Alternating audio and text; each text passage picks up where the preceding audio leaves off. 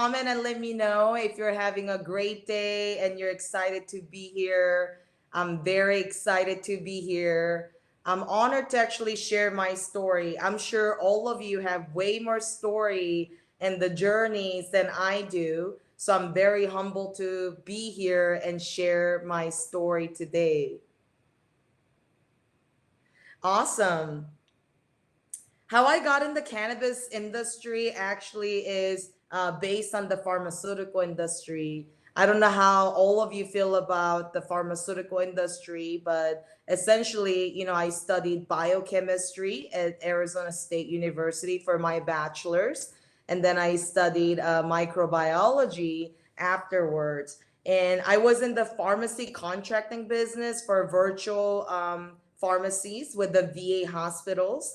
And in 2010 is when I heard about medical marijuana here in Arizona. And actually this year in January is when we became recreational cannabis in addition to medical marijuana program. And some of you already know my stories.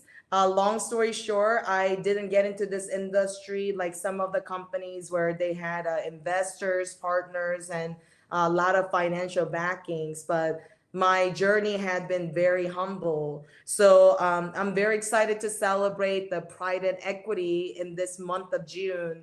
As an Asian American, I'm very honored that May was a Asian American Pacific Islander month, and we celebrated that. And then here in June, we're celebrating LGBTQ community and Pride and Equity. Sometimes being in the cannabis industry, it's very similar to being a part of the minority groups or even LGBTQ community, right? Because I remember when I first came to the US with my parents and my sister, I didn't know English, I didn't know any culture, I had no friends.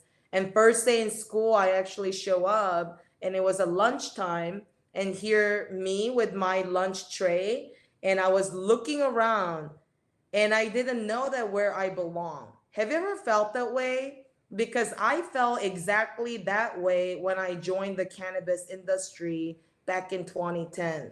No one really looked like me, no one sounded like me, right? No one really dressed like, me. No one really talked about social equity or equality or why even cannabis became illegal for me because I was not born and raised in America. I had to study the history of cannabis, and I needed to know why it was called marijuana when the scientific term is actually cannabis. And so, as a biochemist, I had to look into the science of the plants, and I needed to look at our human anatomy. Why are we born with these receptors? Why do we have CB1 and CB2 receptors? And also, why are there cannabinoids and terpenes that are in the cannabis plants? And they happen to be the perfect fit for the receptors that we're born with. And so it was really interesting when I studied the receptors and endocannabinoid systems of infants and other mammals. And when we're talking about mammals, it's very primitive, right? It's like mammals and who also nurse off of their mom. We all have the endocannabinoid systems. And why do we have receptors if we're not supposed to consume? And I started to dig because that's who I am. And so, those of you out there, if you feel like that, you don't have a table you belong to, I'm glad you're here because that's what the Pride and Equity and Tokeativity is all about, right? And in the cannabis industry, if you don't have a table that you see where you can sit, now it's your responsibility and obligation to create that table, not only for yourself, but so that others who feel like how you are, they can come and sit with you. So I'm very honored and thankful that Talkativity actually built this platform so that we all can come and sit around this table and talk about what's relevant to us. So I do see the parallel of the LGBTQ community, minorities, social equity, qualifying candidates, and also with the Talkativity. So I'm very, very thankful that Talkativity is doing this platform where it's connecting all of us. So like I said, my journey was really humble. And here, as an immigrant family coming from that, you are taught not to violate any laws, but you're not taught to question why the laws are there to begin with. And that's the question that I want all of you to actually ask. It's okay to wonder, it's okay to ponder. But what people don't realize here in America is that actually laws are created by people. So it's got to be the people who also change the rules and regulations if they don't make sense. It's the system, right? And so if we all have to play by the rules, let's see where the rules came from even with. And I think that's the important topic that we have to talk about. I know I'm here to talk about my own businesses and brand, Best Dispensary. It's the only luxury dispensary in Arizona. We're vertically integrated. I'm the CEO and a license holder of 14 different facilities here in Arizona for both medical and recreational, from retail dispensaries, cultivation sites like farms where the cannabis are grown, extraction laboratories, and infusion kitchens. These are all great too. But I must say, I need to talk about things that are not talked about, because to certain operators and license holders, these topics are not really relevant, nor it's not touching what they're dealing with. And so let me give you an example. When you touch something very hot, you learn your lesson, right? And I talked about how when I first came to the US, I learned my lesson where no one really looks like me. No one really talks the language that I understand. No one really understands me. But I did have the questions and I did have the aspiration to learn. And I had the ambition to want to be a part of it. And so in 2010, even though coming from a pharmacy background and biochemistry background, I wasn't really familiar. I didn't understand the language. In this context, I'm talking about what are terpenes. Actually, back in 2010, no one really talked about terpenes either, right? They actually were Caucasian male executives that came from real estate industry, financial industry, and pharmaceutical industry. Many were lawyers, many were already successful business people, and that's okay. But I was completely lost. And I have to say, through the challenges and mistakes that I have made, that's what taught me. So that's why I'm here today. I actually want to talk about all the challenges and all the problems and all the issues that I've been through, so that some of you can go to where you want to go without having to go through what I had to go through. And I think that's the life mission. And I think that's why we live in this world, right? It's great that you want to accomplish, you want to execute your dreams, and you want to be passionate, and you want to build businesses. And I'm all about that too. But in some sense, when you're a business person, especially when you are an entrepreneur, it's your job to actually create and make that pathway that you're going, almost like when you're like skiing down on the fresh snow of slopes, right? Nothing has been done. But once you ski down through that path, somebody can be cruising along, and without them being conscious of about where they're going, actually subconsciously and naturally, and even in physics, their skis should be following your path that you have created. And so that's why I love sharing the past journey. Why? Because again, it is not to brag, but it is also to share the experience and journey. Hey, this is how I've done. Can you do it better? How can you do it more efficiently? How can you do it more effectively? And so, as we talk about social equity, and especially we're talking about pride and equity on this platform of Tokeativity, it's very important that we address actually social equity licenses here in our industry. It is very good that some of the licenses and businesses are being valued at hundreds of millions, billions of dollars, companies going public. Those are all great too. And without going into too many details, I've had many offers. And, those are great numbers too, right?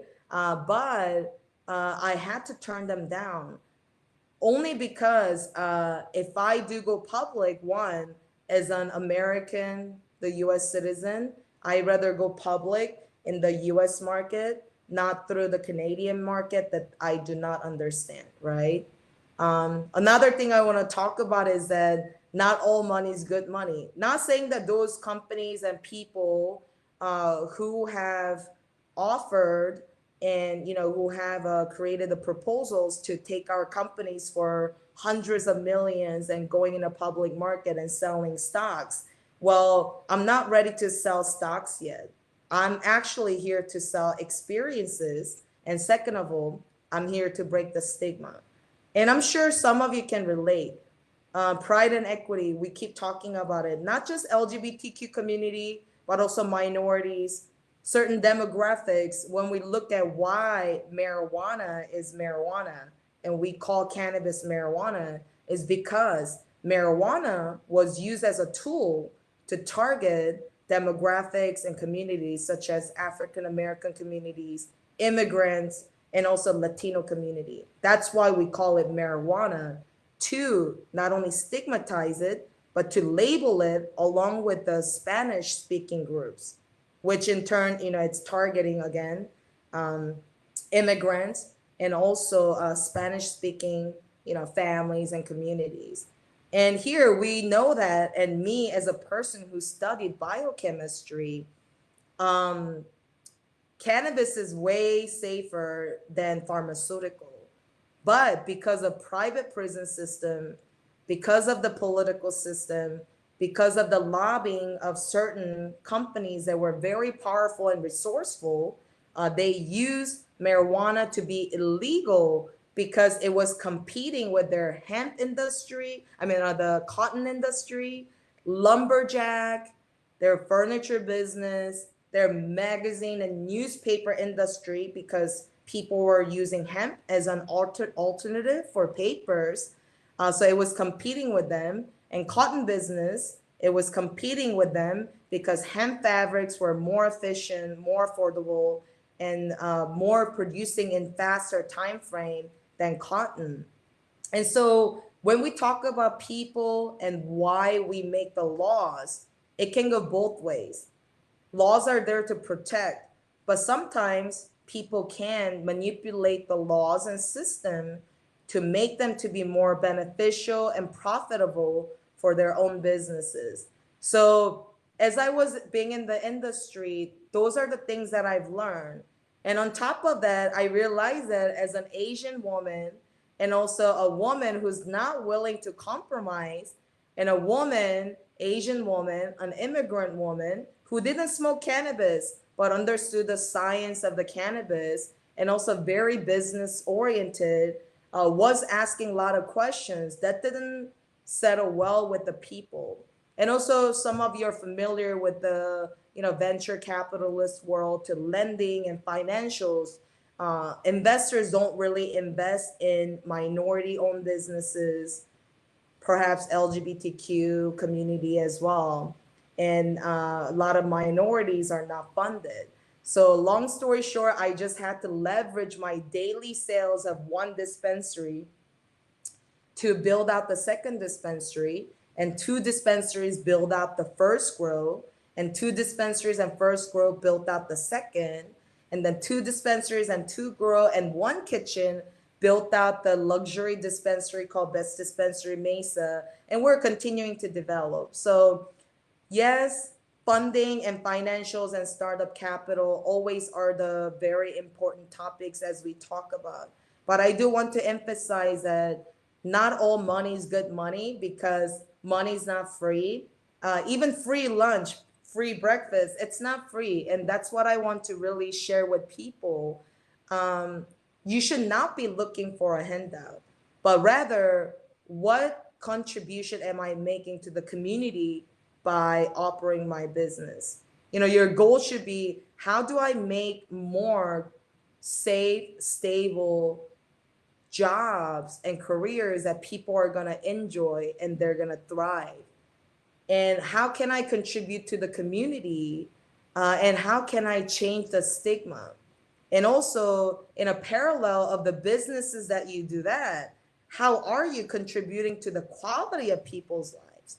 And so I think as long as the focuses are on that, you're always going to be successful because you are solving, problems, and you're bringing the solutions to the table.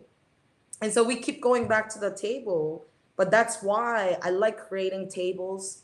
I like asking questions, not because I know the answers, but by me asking, I know that there will be people who are also asking, but also there are those out there that are seeking. Even in Bible, right? You seek and you shall receive. And that has been the very truthful event for my life. Every time I seeked, every time I knocked on doors, it was not the exact doors that I was looking for to be open, but something else opened up. And so my story, without being underfunded and all kinds of challenges, not understanding the cannabis industry, and being a minority woman executive, I continued my journey. And some people already know about the story, but there were times where I was driving 7 8 hours in one day and working additional 10 to 12 hours because I was driving from Phoenix to Eloy where my dispensary was. I'll drop off some products, and then after that, I will go to Eloy, or I go to Yuma from Eloy, driving additional 3 hours, and then picking up the revenue from Yuma, and then driving back out to Phoenix in 3 hour and one day trip to buy more product with the revenue that I picked up from Eloy and Yuma. And so leveraging daily cash flow, was my life for about 2 3 years. And when you haven't really learned, you have to just go with the flow. And there were times where I took on the loans and funding that I shouldn't have, but these were a very high interest loans that it took me forever to pay back. And so there are different things that I needed to do to sustain the business. And long story short, after 7 8 years, we no longer had to leverage the daily sales, but we were faced with the big issue of, do we go public or do we remain as we are? And that was a hard decision, but I'm glad that I made the decision to stick to the core of what is it that we want and where are we going. Because trust me, yeah, that money, hundreds of millions, sounds good too. However, you have to have your why. I do believe that, in my opinion, you can do anything and make hundreds of millions and billions. But at the end, just like what we talked about, what's your purpose and what's your why? I do believe that without why, your consumers actually will buy your products, maybe second times, maybe third times. But where you really create the brand loyalty is where you find the people who have aligned goals and principles as you do, as your businesses do. And when you create the products with intention and purpose, your customers and clients are now the supporters. And in some sense, you're all partners. That's why I think branding is very important. And branding is what we're lacking in the cannabis industry. Like I said, it was a financial struggle. It was a very slow, stagnant growth, but it helped me and my companies to be really stable. But in that situation, I learned that brand loyalty is the number one key to success in the business, in my opinion. Back then in Arizona market, it was such a competitive market. And even for my companies too, because I needed to generate additional revenue, I needed to lease out my licenses for other cannabis brands and companies to utilize my licenses, my facilities to produce their own products. And that's all great too. But when you do that, as you are creating products and distributing and selling under your license and facilities, you're also creating additional liabilities. But it was a great lesson through helping other brands and companies to not only launch, but create, manufacture, distribute, wholesale products through my licensed facilities. I learned that there are certain things that you do, but also there are certain things that you should not do. And so I'm very blessed in a situation where I was struggling and I had no other option to but lease out my licenses so that others could succeed and then, pay me for the license fee and utilization of, our facility and license. I got to kind of see what that whole project and the process was all about. And within that process, I realized that there was no distinction between brands and that there was no brand loyalty whatsoever. And when I talk about brand loyalty, I'm not talking about brand recognition where, we see something simple and we immediately notice that, oh, this is what this brand is about. Or you look at a phone and you're like, oh, I know that this is Apple product. And I love using the example of the Apple products. And sorry if you're the Microsoft or PC, users. I'm not knocking you down, but I'm just like speaking from my own, experience. I love how Apple products, they are so accommodating to the users. And it's so simple. And I think that's the key in the cannabis industry as well. Cannabis is already very complicated to understand. And even from the chemistry, biochemistry, medicinal purpose aspects of it, there's so many different variations and conditions and environment and different strains to different body conditions to genetic makeup. Like there's so many things to consider. So imagine from consumers' perspective, it's more complicated. It's already a complicated topic. People are even questioning if it's legal or not illegal. And some people are fighting the stigma to whether even use it or not. The more you complicate it, actually, you're going to confuse your consumers. And so that's why I love the Apple product. Very simple, right? You put on the device and it automatically activates and AirPods comes on once you put it on. And once it's on, now it automatically connects with your phone. And then you tap it and then you increase the volume. And the moment you take it out, it knows that it's not in your ear anymore. So then what happens? It turns off from the system. And so I love those type of automation. Sometimes automation can be taken as laziness, but I call it an optimization, because I'm obsessed with time. I'm obsessed with efficiency. So many people ask like, hey, how do you do everything that you do? It's because my 24 hours are actually equivalent to 72 hours. And I'm fascinated with multiplying my time and, what kind of team members can we have to ensure that we maximize our day? Because our life is precious. Whether we're debating about, is there afterlife or not? We all have our, faith and belief, and I have my own, but we're not debating that. Whether there are more lives after this or not, I want to make the best out of this one. So don't you think that consumers actually deserve that? When they walk into our businesses, when they use our products, I do want people to really pick up that product and say, who and how many people sat there and thought about this over and over and over and anticipated what the customers would have wanted. And so for best dispensary, the only luxury dispensary in Arizona, we're not talking about price.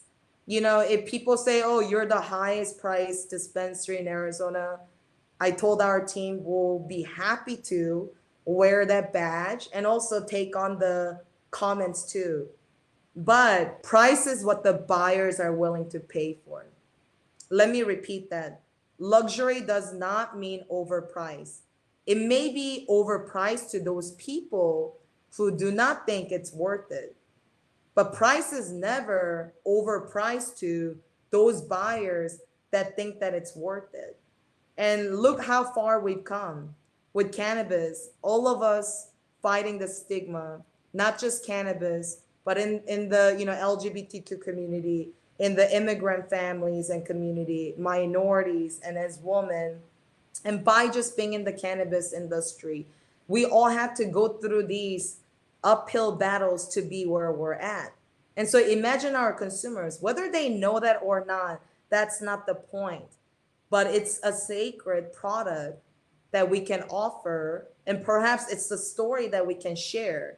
But in order for us to share the story with those who have never heard the story, who never lived through the story, because it may be easy for you to relate because you come from maybe the minority groups, maybe you're from the immigrant families, maybe you are a minority, maybe you're a woman or man, or maybe you're a part of LGBTQ community. It doesn't matter. But for us to share our story and let the consumers to relate to what we've been through, number one thing we need to do is actually capture their attention. Because without the attention, they are hearing you, but they're not listening to you. And better than listening actually is living through. And sometimes living through does not mean that, you have to go through same steps and process and experience to feel it.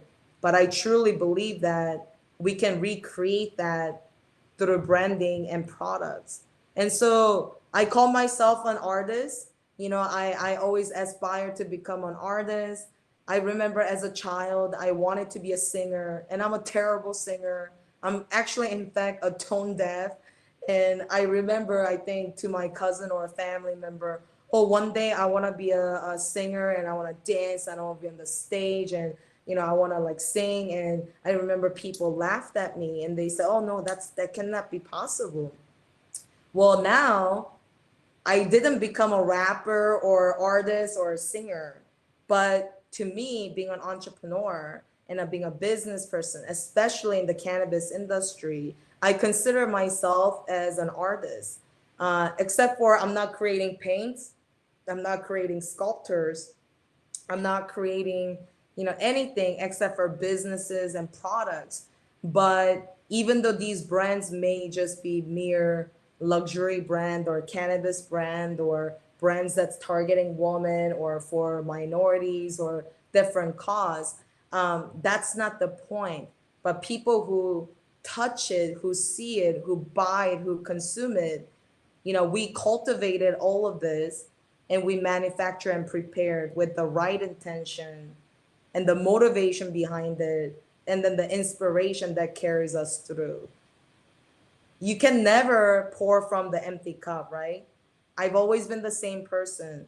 I've actually been the same person where constantly I'm holding up my tray and looking around to see where I belong. And that's wonderful. And I will continue to do it. I actually love those challenges. However, the better thing is actually, again, talking about it, but not just talking about it, but physically taking an action to do something about it. So if you're out there creating your own brands, I commend you. I know it's not hard. And sometimes 8, 9 years, no one really cares and no one, takes you seriously. But don't overpass the year to come, right? We all have to go through a process. And I always put it into the perspective of, going through elementary school. Without that, you cannot go to middle school. Without that, you cannot go to high school. And, some people skip that for what? To go to college and, earn your degrees. But trust the process. And so I just been enjoying creating my business. And, I would say last 8, 9 years, it was purely for survival. I just needed to survive. And, because of NBA and other conflicting issues, I cannot talk about which companies or individuals, but yeah, there were many companies who told me that if I didn't sell to them, that I would not make it. Well, some of them already sold out, in the public market and they cashed out on their stocks, but I'm still here. Why? What's the greater goal, right? And I do believe that to have the voice is actually to have the platform. And it's really hard to relay the messages unless you have proven, unfortunately, uh, with the results, such as having products, having companies, or having platforms. And so that's why I hold on to the businesses the way I do. And also, it is my audacity, but it's my dream and goal to really answer the question that I started with. Many people get caught up with the fact that, oh, you're a biochemist, but you've been in the cannabis industry for 11, 12 years. And now you have best dispensary, the luxury dispensary, 4 cultivation sites and infusion kitchens and labs and the only dispensary in Yuma. And you're going to do licensing agreement in other states and you're going to have multiple facilities. And we actually have 14 licensed facilities now. And I'm expanding in the real estate, world as well for zoning and acquisition and non-touching cannabis as well. Those are all good. But why I actually do it is the question that I had when I first started studying biochemistry at ASU. I always questioned, I love life, but why are we aging and why are we dying? And I'm a very spiritual person. I believe in Jesus and I love God, but I do not like the death. And as a biochemistry student, even my focus was on telomeres and DNA, RNA structure, and focusing on how we can prolong the telomeres, which are at the end of chromosomes and cells. And the moment we can figure out the longevity of cells, perhaps we can figure out the anti-aging. And then now with my obsession with cannabis, I'm trying to figure out how can we utilize the herbal medicine, not just cannabis, but psychedelics, psilocybin, and all the natural herb. And then we mix that with the science, medical science of chemistry and biochemistry and all those things that we have found. I'm trying to figure out how we can merge those two and again, solve the solution or solve the problem to the world and providing the solution. And so I want to encourage all of you. Yes, it's great. How do you create luxury brand? Let me just break that down in 2 minutes. Know your customers and target them. There's no other thing about it. And if you do not like luxury lifestyle or do not like people who enjoy luxury lifestyle, perhaps you should not create luxury brands. In my opinion, I just like more quality. So to me, that's the definition of luxury, not overpriced. Again, I said price is what the buyer is willing to pay for.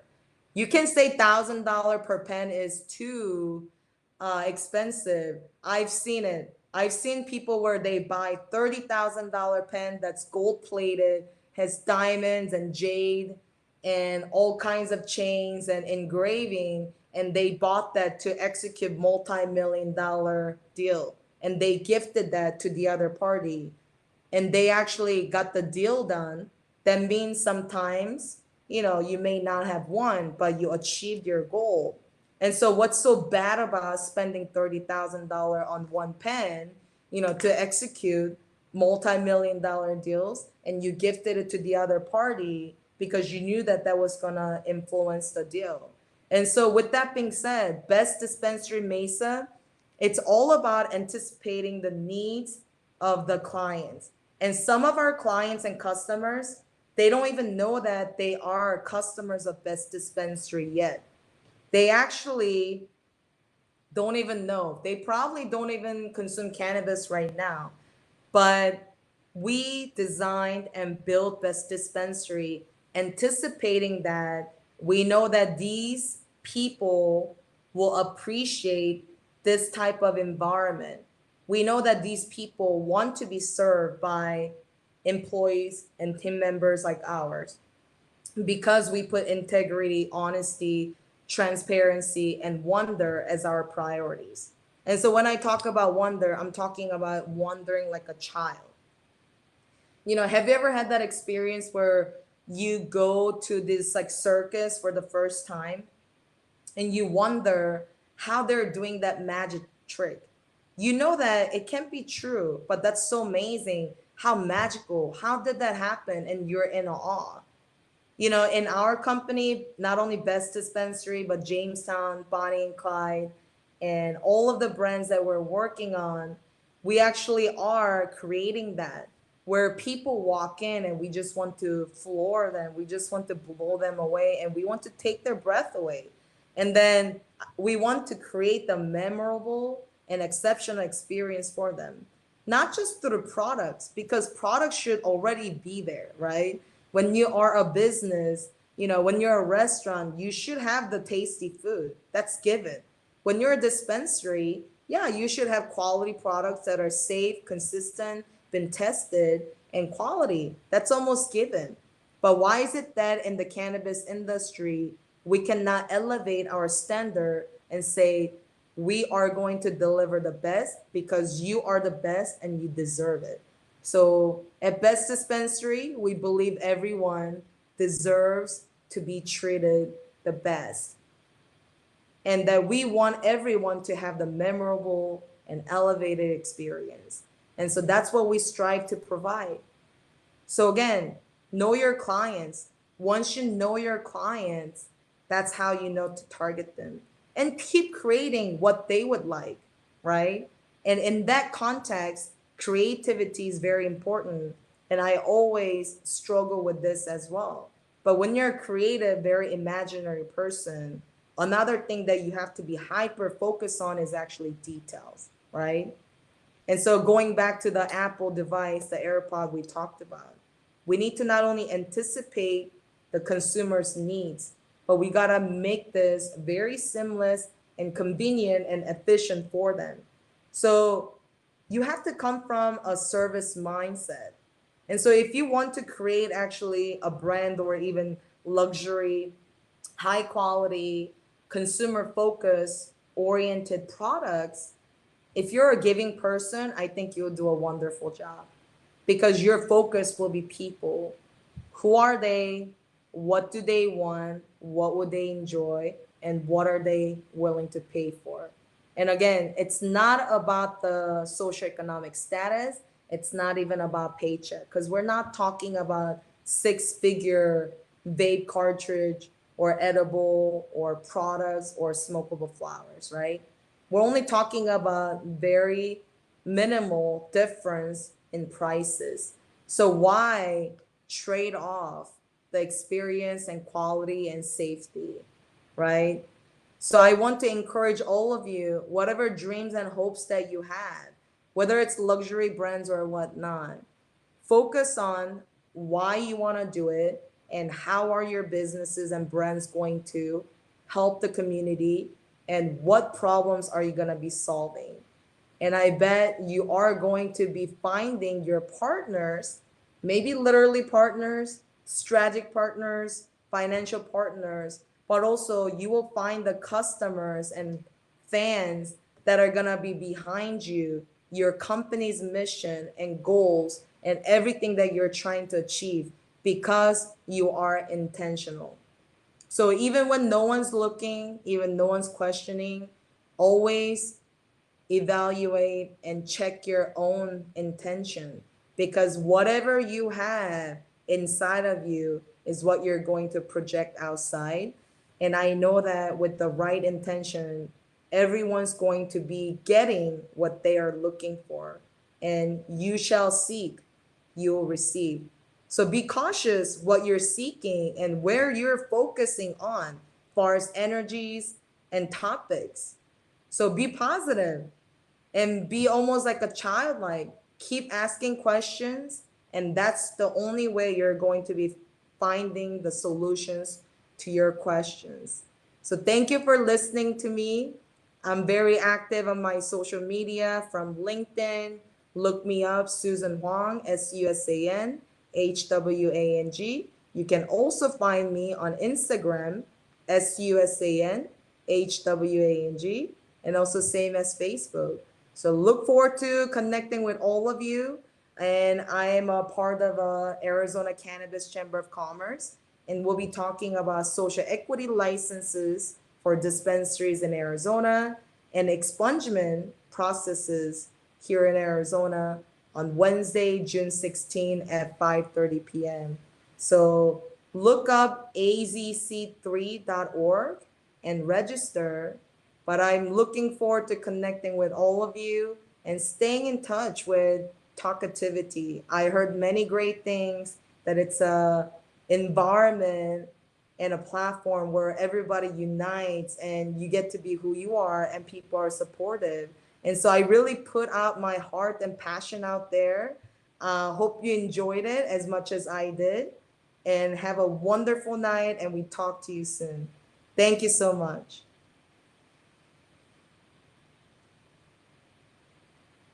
Thank you. I'm reading all these comments and appreciate that. Heather, Felicia, Amy Donahue from Arizona. Thank you. Amy, Talkativity headquarter, of course. Thank you very much.